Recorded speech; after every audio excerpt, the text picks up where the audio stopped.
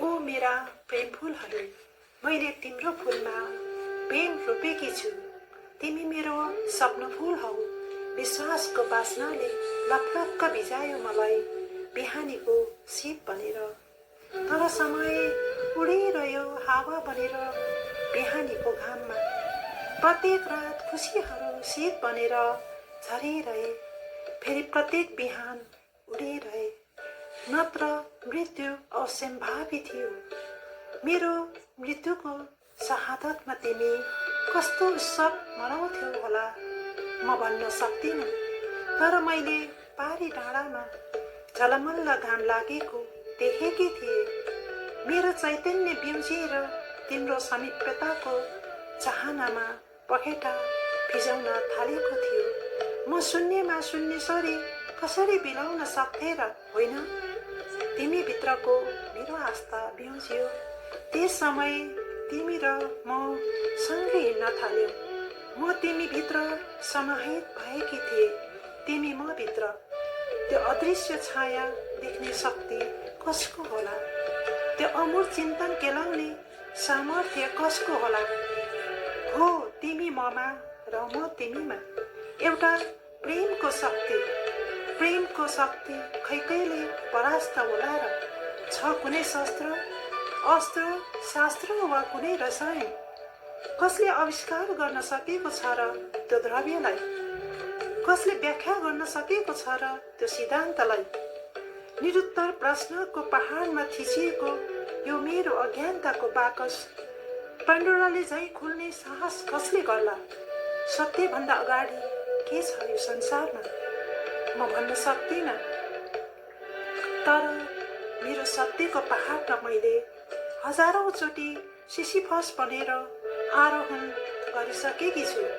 त्यही सत्यलाई मेरो स्वप्न इच्छाहरूले हजारौं चोटि निर्मम पहाड गरेर अर्धमृत बनाइसकेका छन्। आफ्नै जीवनको छातीमा अर्धमृत खोपेर बाँच्ने साहस कसले गर्न सक्ला?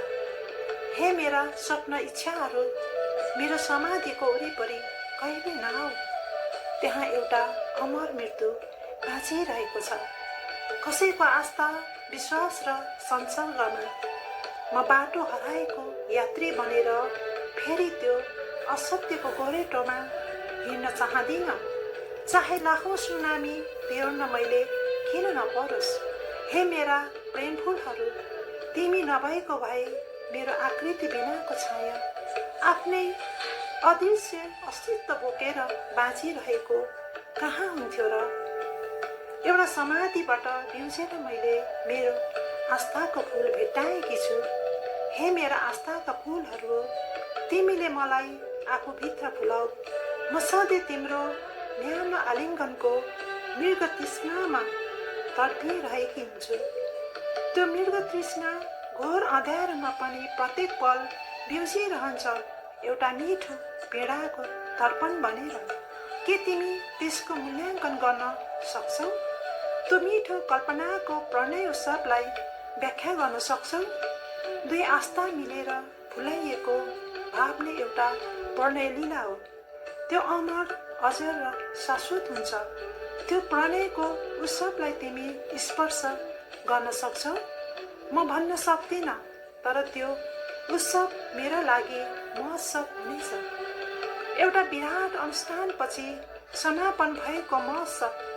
धेरै अस्तित्वहीन आकृतिहरूले शून्यतामा सजीवता पाउनेछन् अनि हजारौं हृदयमा एकाकार भएर समाहित हुनेछन् हाम्रा प्रणय उत्सवहरू।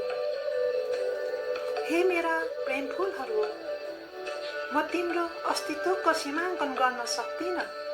असीमित तिम्रा क्षेत्रफल र अव्याख्यातीत तिम्रो अस्तित्व कसैले कतै रोक्न सक्दैन। त्यसैले हराउँछ समय पनि तिमीभित्र।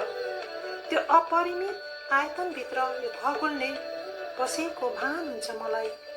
म रन्थनिन्छु त्यो होल जसलाई म ब्ल्याक होल नाम दिन सक्छु। तिम्रो विस्मृतिमा म हराउँछु त्यही ब्ल्याक होलभित्र। यो संसार नै विलीन हुन सक्छ, तर एउटा सूक्ष्म सत्यमा अडेको छ यो संसार। त्यसैले त यो संसार जीवित छ। जीवित मात्र होइन, चलायमान छ। चलायमान मात्र होइन, सक्रिय पनि छ।